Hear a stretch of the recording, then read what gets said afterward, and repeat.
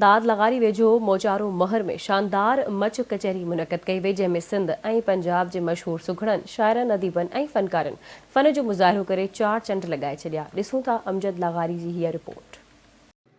हर साल जियां हिन साल बेगोठ मुंशी महर मोचारो में हाजी अला वरायो महर पारां मच कचहरी जो प्रोग्राम कयो वियो, जंहिंमें सिंध जे नाले वारनि सुगड़नि, फनकारनि, साइफ़नि ऐं इलाइक़े वासियुनि वॾे अंग में शिरकत कई।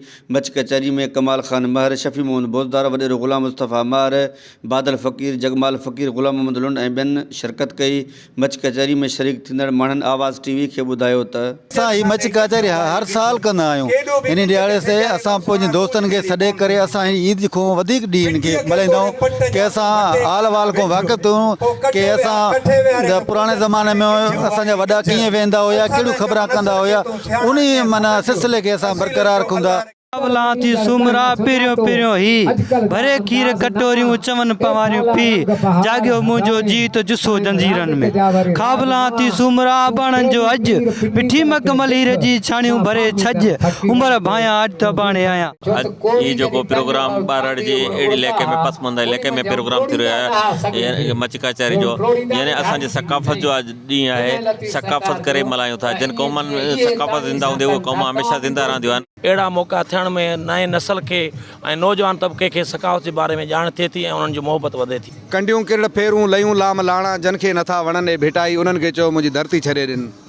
सिंधी क़ौम हमेशह पंहिंजे कल्चर सां प्यार कयो आहे। कल्चर असां वटि मज़हब जेतिरी अहमियत रखंदो आहे। माज़ी जे दौर खां वठी हिन टाइम ते अचो, हर सिंधी पंहिंजे कल्चर पंहिंजी सकाफ़त सां मोहबत कंदड़ तव्हांखे मिलंदो। इन लाइ असां वटि मच कचहरियूं या उन सां गॾु सकाफ़ती ॾियारा मल्हाइजनि पिया।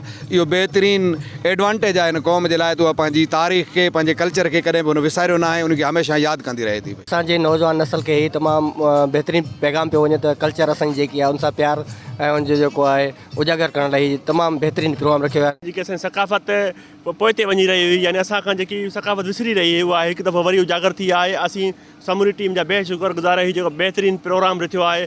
असल में मच करी जेका इहा असांजी क़दीम सकाफ़त आहे, अहिड़ा प्रोग्राम थियण हिकु ख़ुशाइनी ॻाल्हि आहे ऐं ख़ासि तौर ते जेका असांजी नौजवान नस्ल आहे उन खे असांजी सकाफ़त जी ख़बर पवंदी। अहिड़ा प्रोग्राम थियणु खपनि। सुगड़नि प्यार अली शर, हमल फ़क़ीर, अनवर लगारी, मोहम्मद अली शर, फनकार लियाकत अली ऐं ॿियनि वधीक चयो त सिंध जे उताकनि मां मच कचहरी ऐं सुगड़ कचहरी खे हथी वठाई वञे। नौजवाननि खे मच कचहरी ते सिंध जे सकाफ़त बाबति ॿुधायो वञे।